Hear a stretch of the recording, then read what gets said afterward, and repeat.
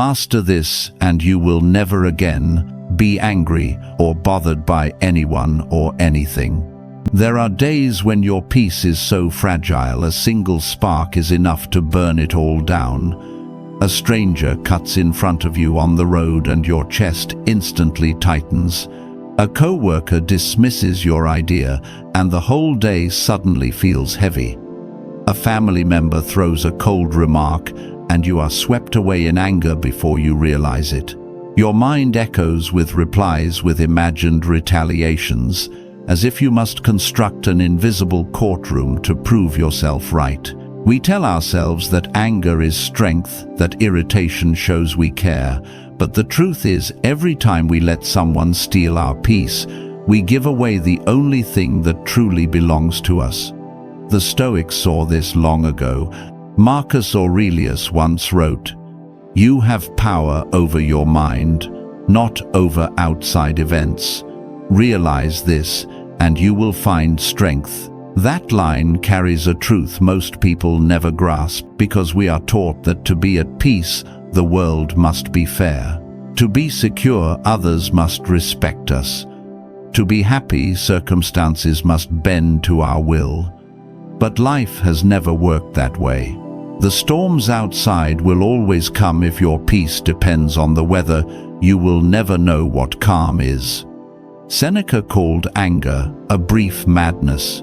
When a person is consumed by it, they no longer see clearly, they no longer choose wisely, and they no longer hold their dignity.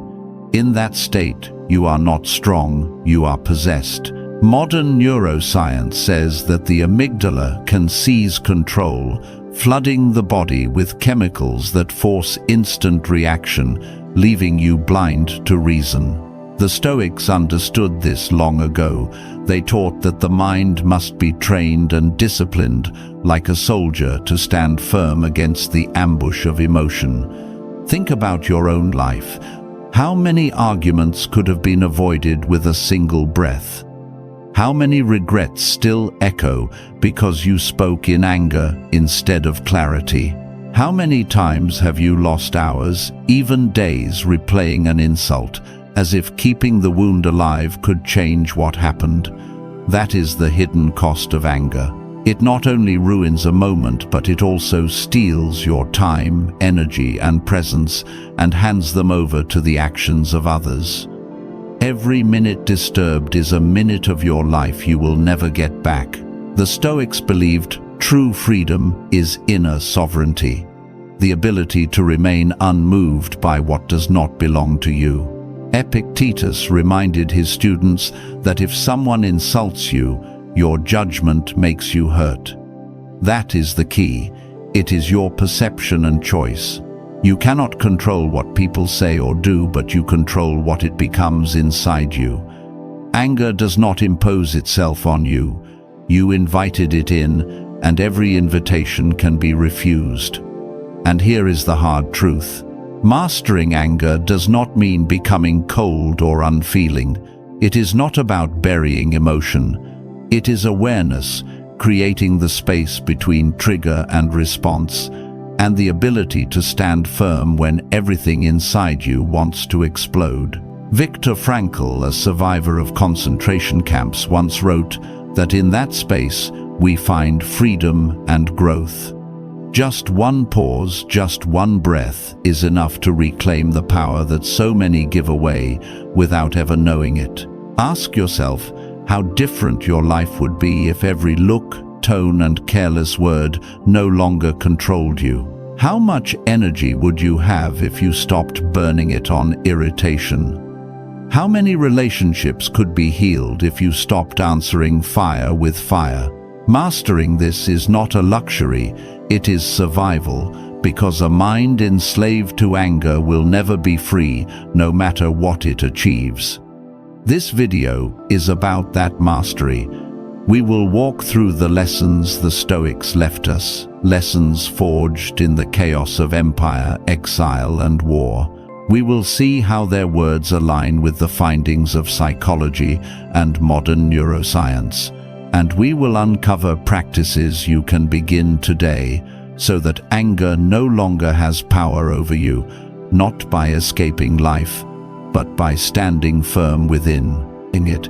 If you are tired of being swept away by every storm and ready to build an inner strength that cannot be shaken, stay with us. This is not theory, this is discipline, and it will change the way you live, the way you love, and the way you lead yourself. Subscribe, join the community of sovereign minds, and together we will begin the journey into a peace that nothing can ever take away. Lesson 1. The nature of anger. What the Stoics saw. The Stoics did not see anger as an essential part of being human. They saw it as an intruder, a force that breaks self-control. Seneca once wrote that, "Anger is a brief madness in that moment. Reason is locked away. A person is no longer themselves, and they become a slave to instinct." Epictetus also reminded us that we do not suffer from events, but from how we see them, and if we choose a different view, anger loses its root. What is anger really? It is a natural reaction of the body, a warning signal that something is against your will, that a boundary has been crossed, that a belief has been challenged. However, the Stoics pointed out that a signal is not a sentence, emotion is not destiny.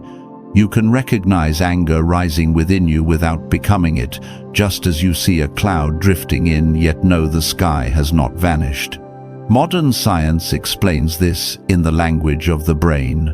When anger strikes, the amygdala is triggered, it sends alarm signals, and the body reacts with a racing heart, tense muscles, and quickened breath. This is survival inheritance, which is how our ancestors prepared for fight or flight.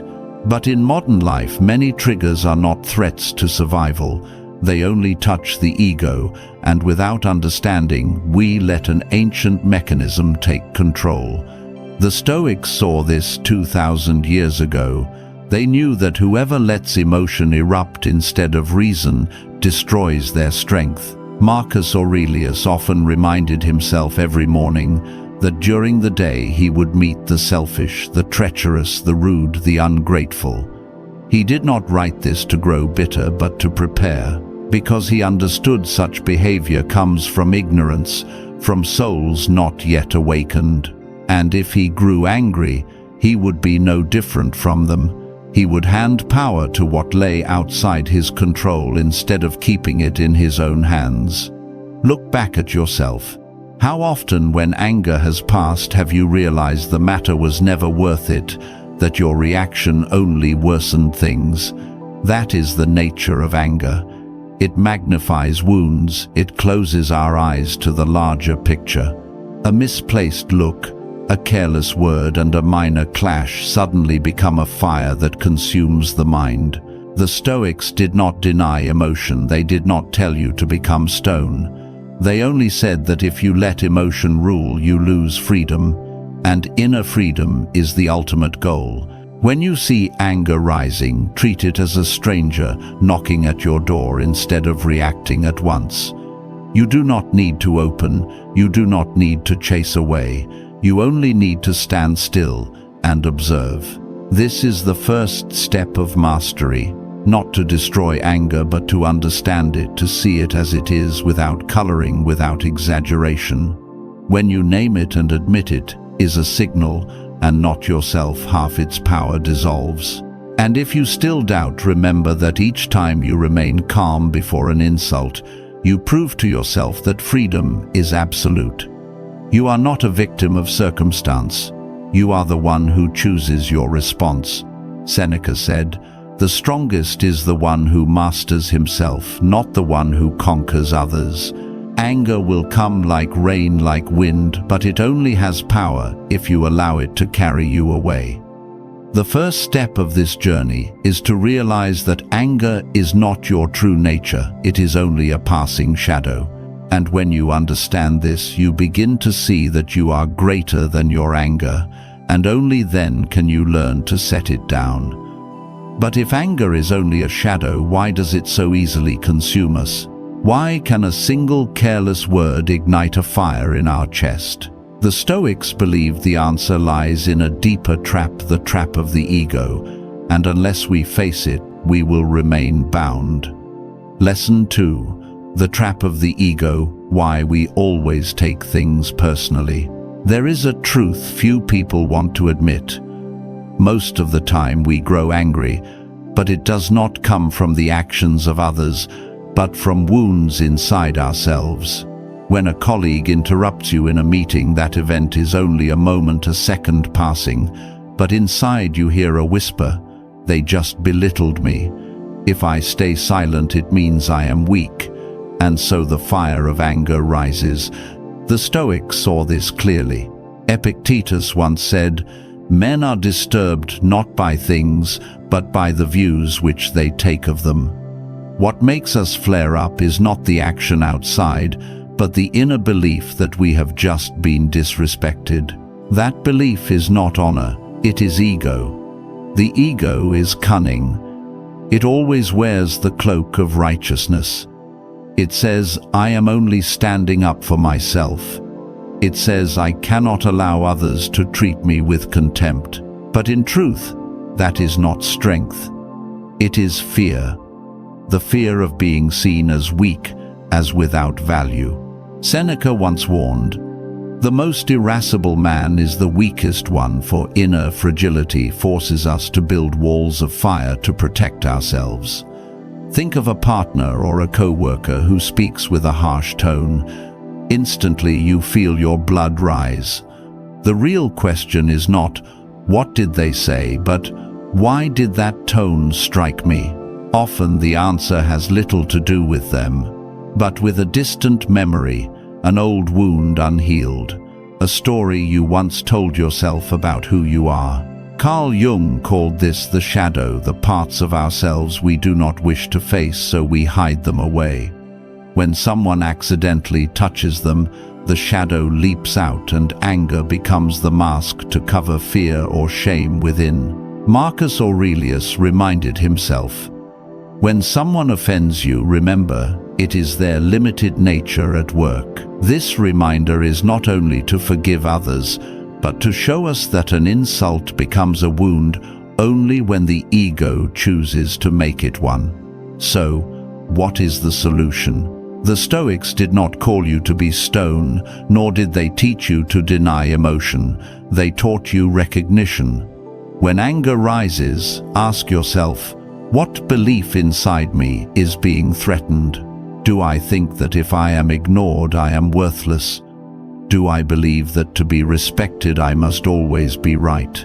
Seneca once wrote, "The man who masters himself cannot be humiliated, because when you know your worth does not depend on the gaze of others, every attack glances off like a broken arrow." Imagine you are driving, and another car suddenly cuts you off.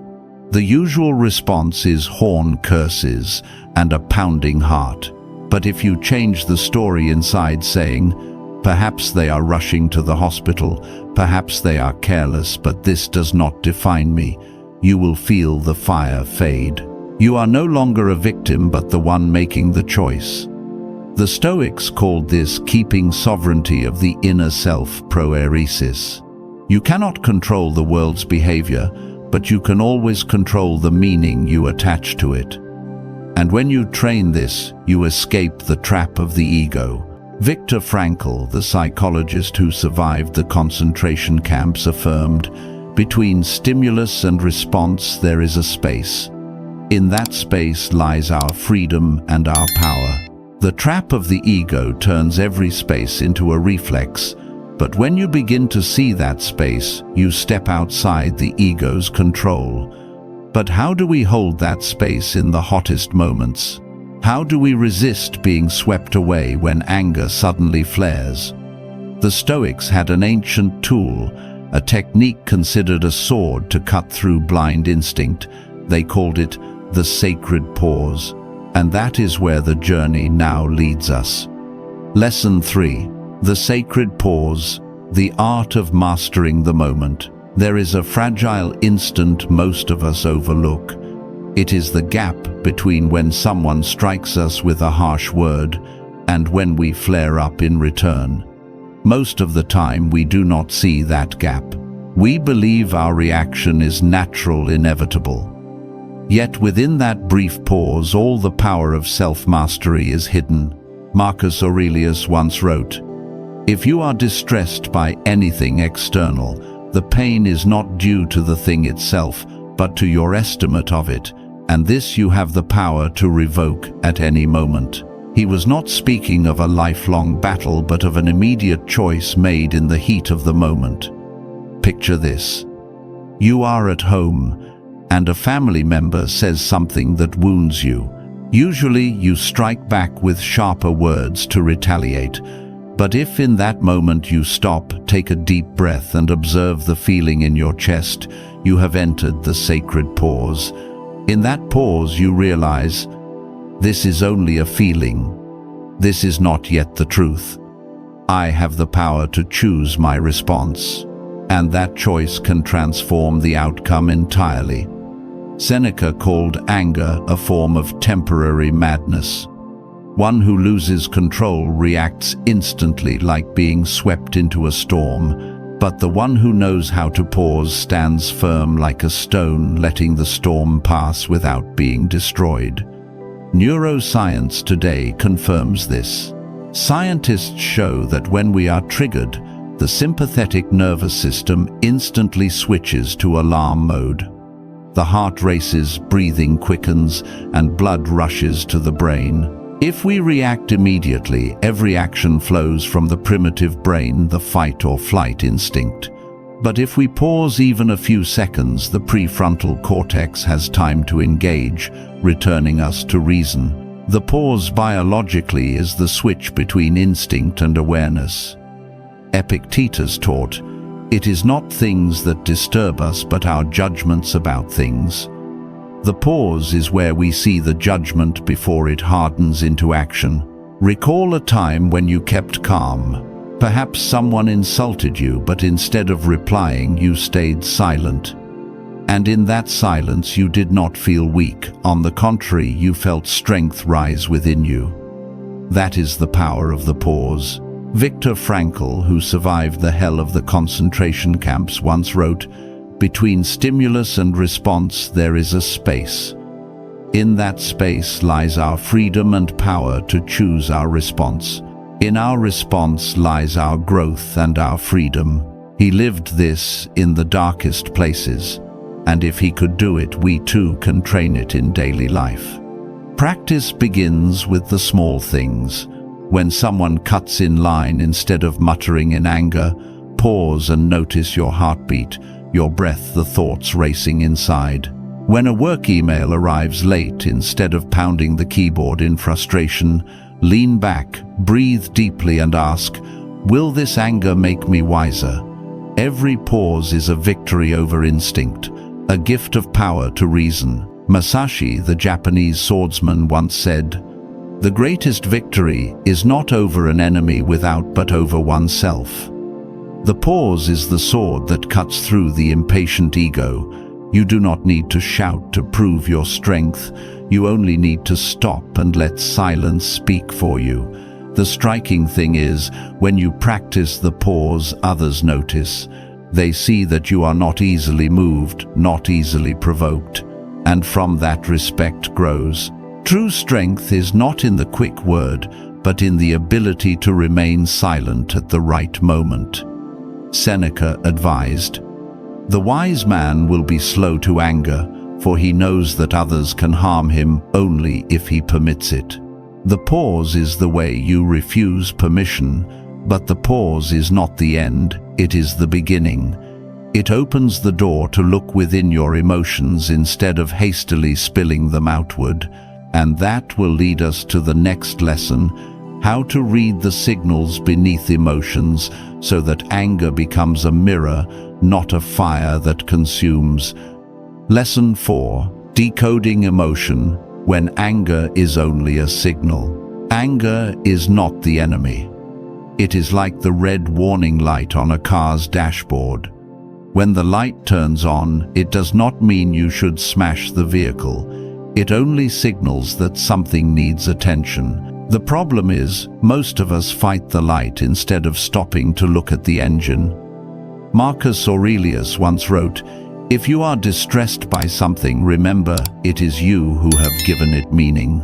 Emotion is only a signal. Suffering comes from the story we build around that signal. When you are ignored in a conversation that is only a fact, but anger arises because you hear the whisper, "I am not important," the anger is not really about them but about that belief.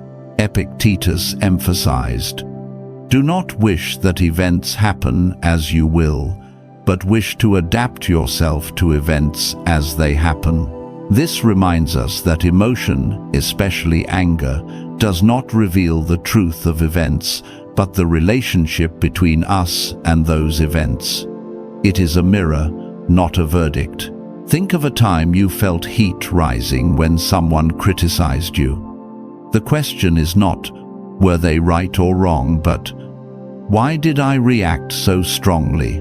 Perhaps because you had heard the exact words from parents, teachers, or your own voice of self-judgment in childhood. The words today were only a spark striking an old wound. Carl Jung called this projection of the shadow. We grow angry at others because they reflect parts of ourselves we have not yet accepted. When you resent someone who is boastful, perhaps inside you also crave recognition. When you rage at someone who is undisciplined, you may still fear your lack of discipline. Seneca once wrote, "No one is angry at the truth. They are only angry when the truth exposes what they do not want to see." That is the function of emotion. It is a mirror not to be shattered, but to be looked into. For example, you grow angry when a colleague takes credit for your work. Beneath that anger is the desire to be acknowledged, the fear of being overlooked. If you only explode, you miss the chance to understand yourself.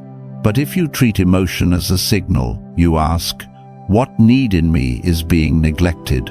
What am I afraid of losing? From there, instead of losing control, you regain freedom. Neuroscience explains this clearly. Emotions like anger are tied to the amygdala, the brain's alarm center. It sends signals for quick reaction, but if you practice observation, the prefrontal cortex has time to step in, helping you decode. This is not a mortal threat. This is only a word. And so you stop being a slave to signals and turn signals into information. The Stoics saw this as part of oikeiosis, the process of returning to your true self, by distinguishing between instinctive reaction and reality.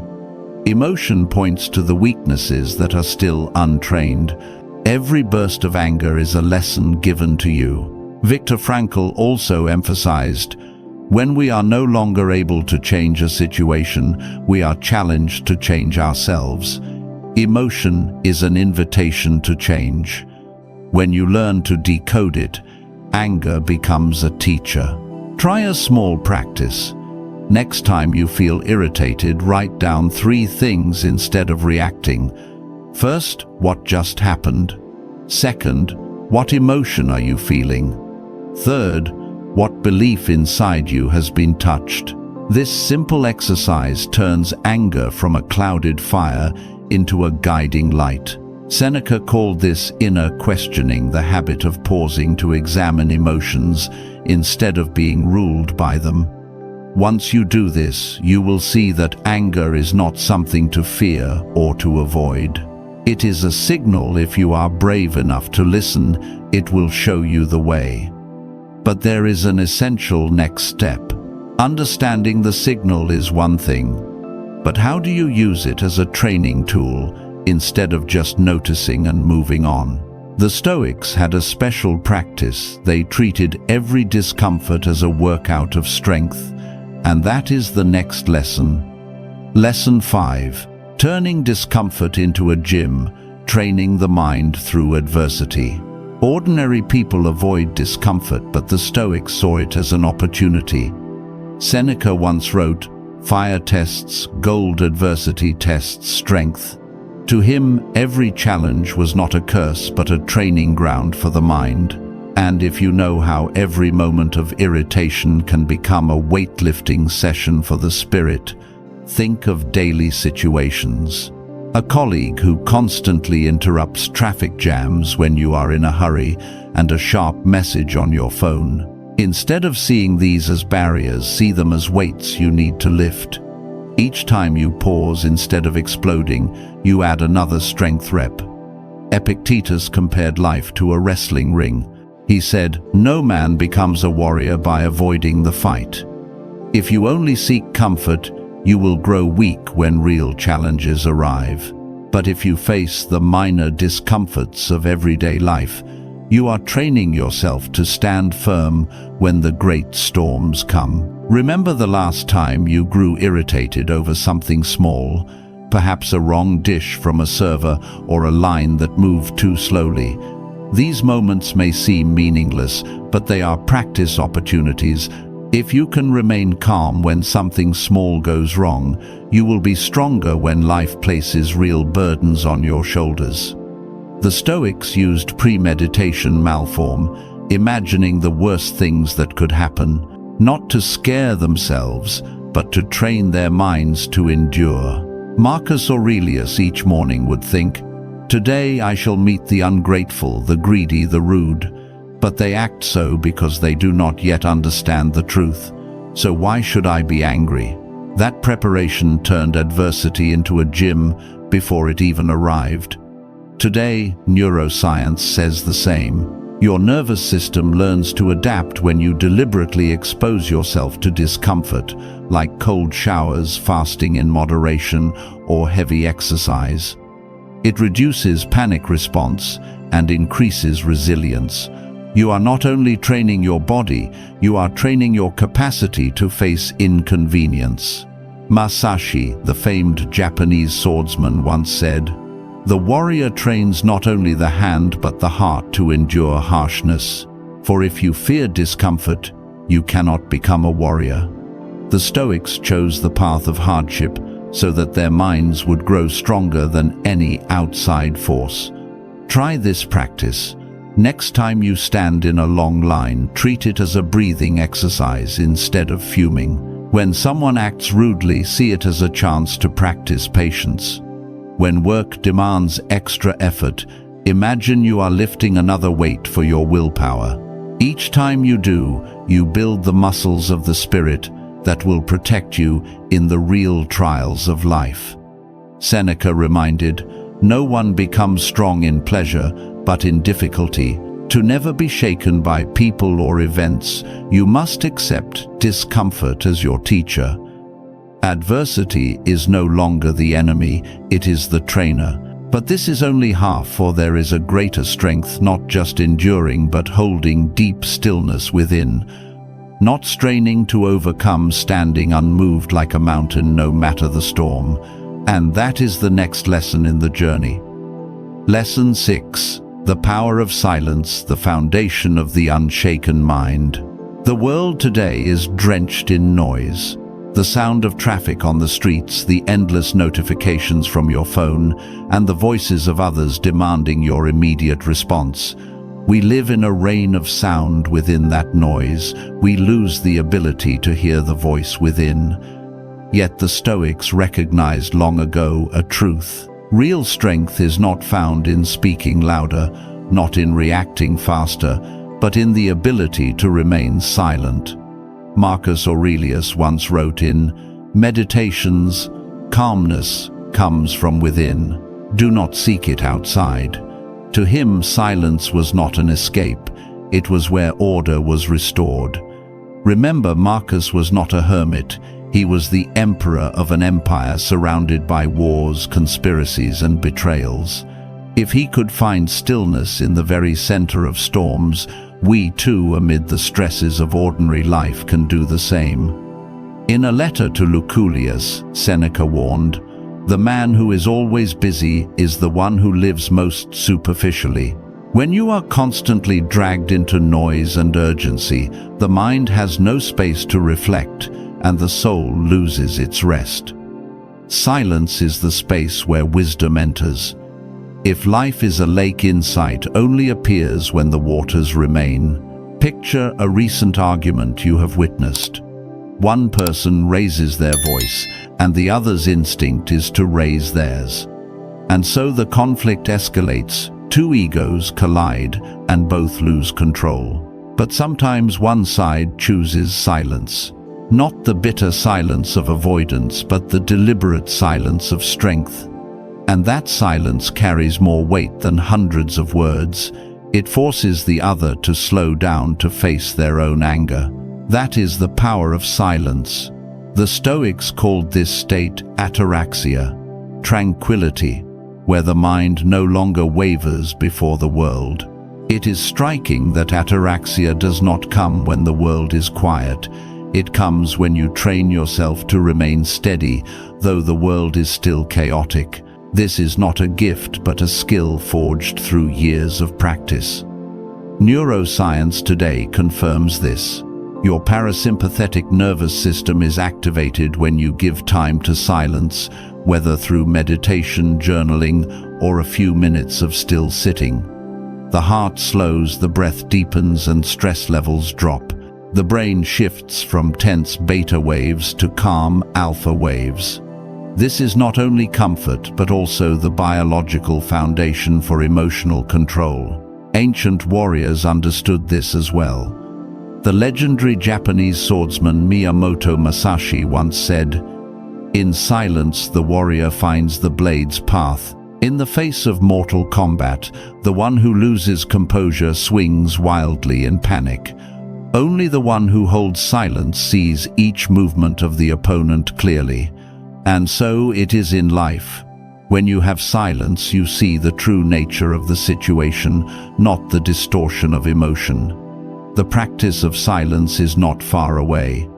It begins with small acts. Before you reach for your phone each morning, spend 5 minutes breathing and observing your thoughts.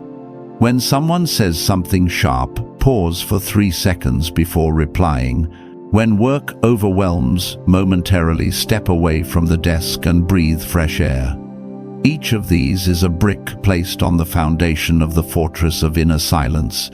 Epictetus reminded, "When you are insulted, do not let the mind respond at once. Say to yourself, 'Wait, I have time to understand this.' That delay transforms you from a slave of emotion to the master of yourself. And when silence becomes habit, others will feel it. They will see that you are not easily provoked, not easily shaken. You become an anchor, a presence that makes those around you feel safer. Respect grows not because you proved something, but because you no longer need to prove anything. Silence is not the absence of sound, but the presence of depth. It does not mean you do not respond. You choose to respond with wisdom instead of instinct. It is the foundation upon which all other strength is built. And yet silence is not the summit. It is a step leading to something more profound, the ability to hold peace and to step outside and observe yourself. At that point, you are no longer swept into the whirlpool of instinct. You become the observer who sees the game of emotion before it pulls you in. Lesson 7. Becoming the observer, escaping the spiral of instinct. One of the most significant turning points in the Stoic journey is realizing you are not your emotions. Anger is not you, fear is not you, and even pride is not you. They are only waves passing through the mind. And if you learn to step outside and watch those waves, you break free from the spiral of instinct. Marcus Aurelius once wrote, "Constantly remind yourself, I am only the observer of the thoughts passing through my mind." For him, the highest power of a human being was not to conquer the outer world, but to keep distance from the storm within. Imagine a meeting where someone says something that feels insulting. The usual reaction is to strike back. But if you step back in your mind and say, "Ah, here is anger arising," It is not me, it is only a guest in that moment. You have become the observer. You are no longer inside the spiral, but looking at it from outside. Epictetus taught, when something disturbs you, remember it is not the thing itself that troubles you, but the opinion you have about it. Becoming the observer is separating yourself from that opinion. You still feel, but you are no longer fused with the feeling. Carl Jung called this individuation the process of separating from the unconscious shadow.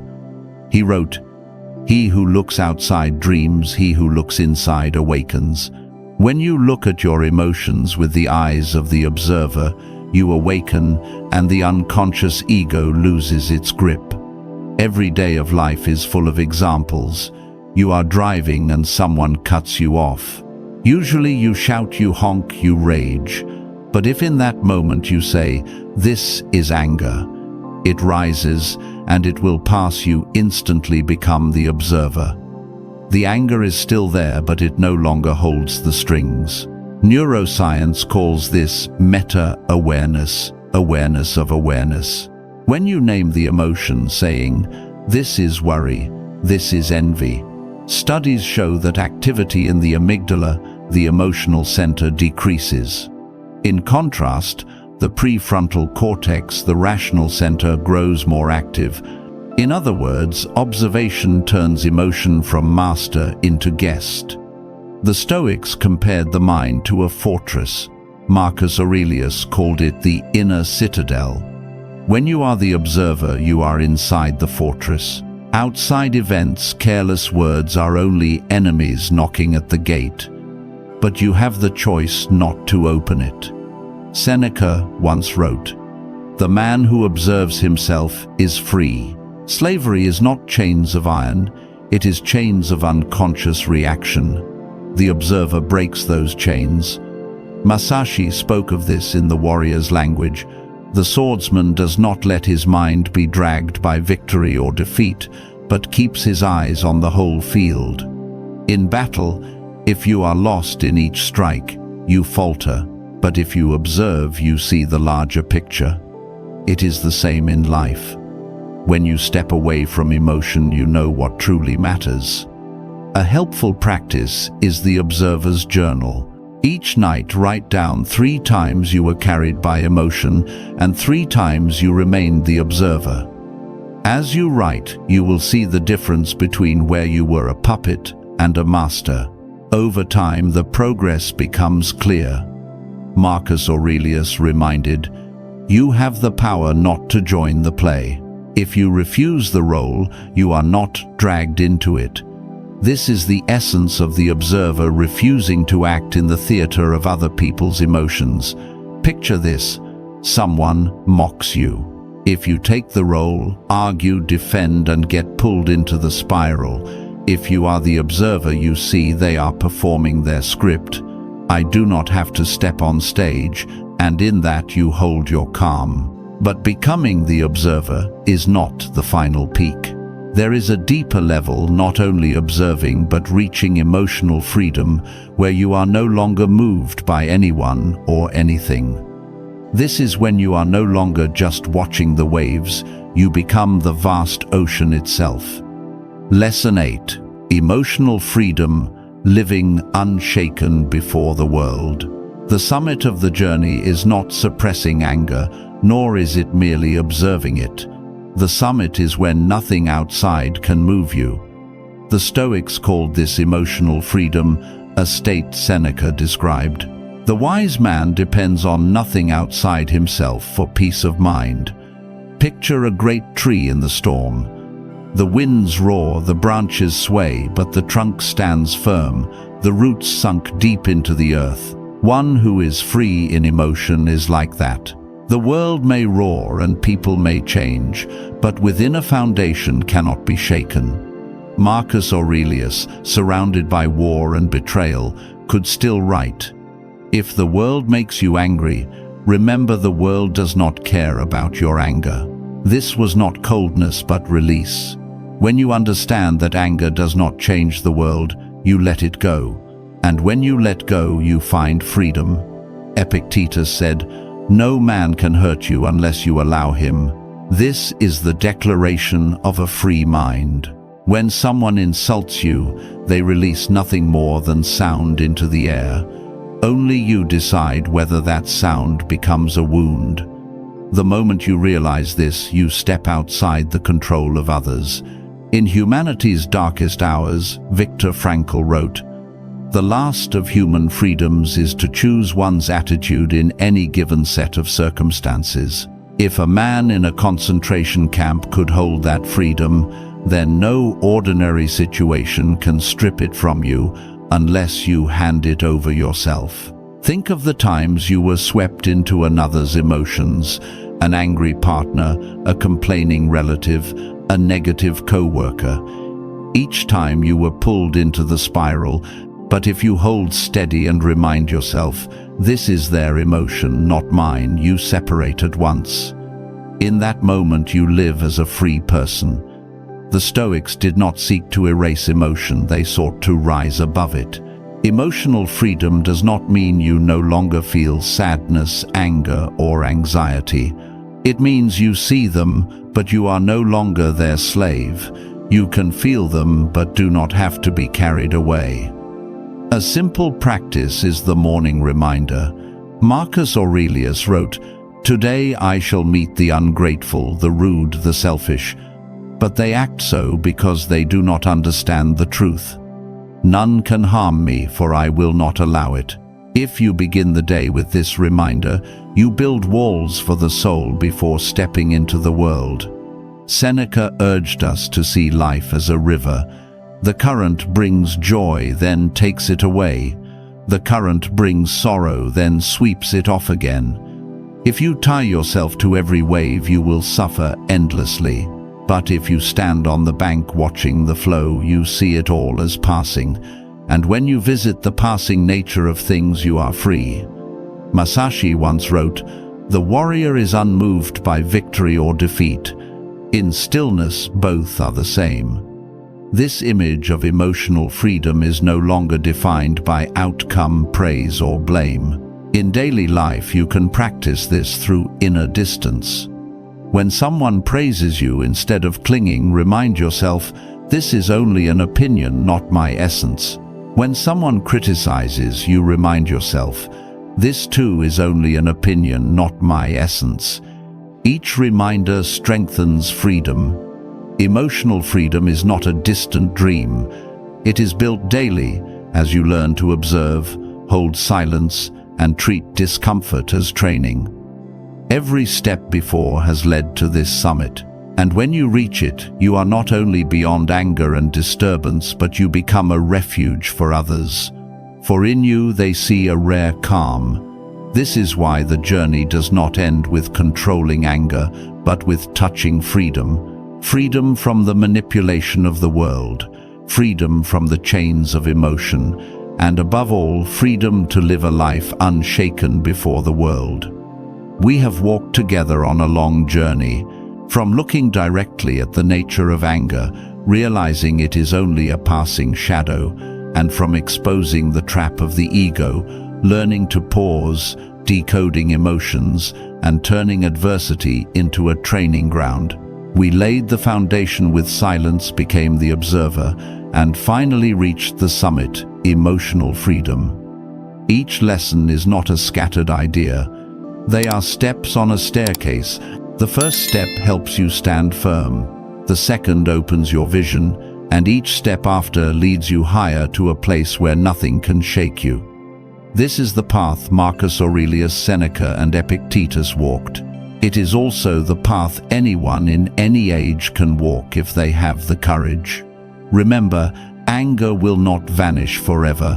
It will return like waves striking the shore.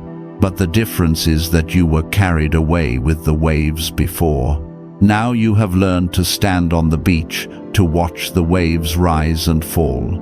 You are no longer the victim of emotion, you are its master. Seneca once said, "The wise man does not seek to make the world more peaceful, but to make himself unshaken before the world." This is the destination, not to change others, not to hope, Circumstances will always favor you, but to build a fortress within, a place no one can enter unless you open the door. Viktor Frankl called this the final freedom, the power to choose one's attitude.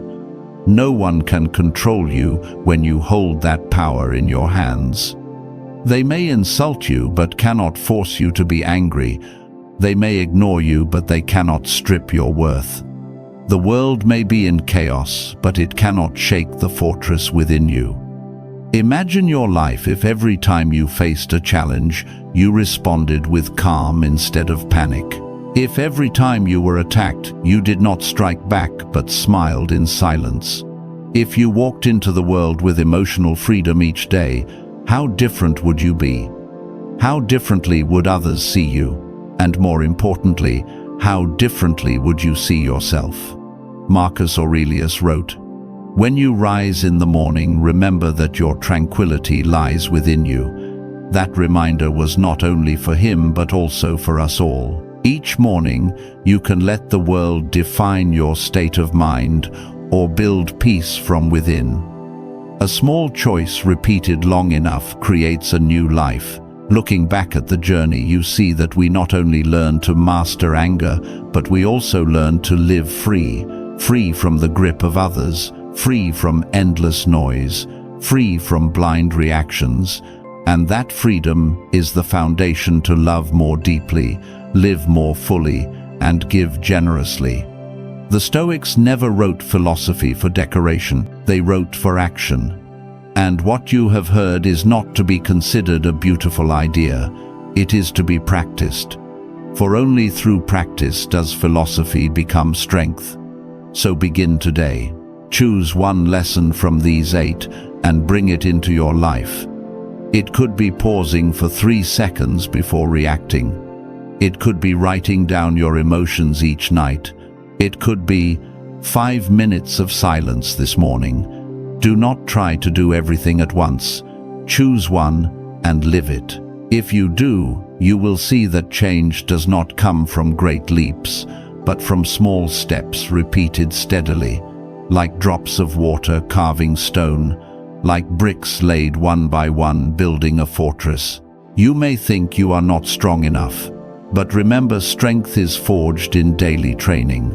Anger does not need to disappear, it only needs to lose power over you. And when that day comes, you will know you are free.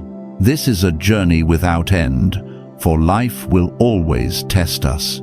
But that endlessness is what makes it worthwhile. Each day is a new chance to choose calm, freedom, and mastery. The Stoics have passed the torch. Now it rests in your hands. You can let the winds of life blow it out.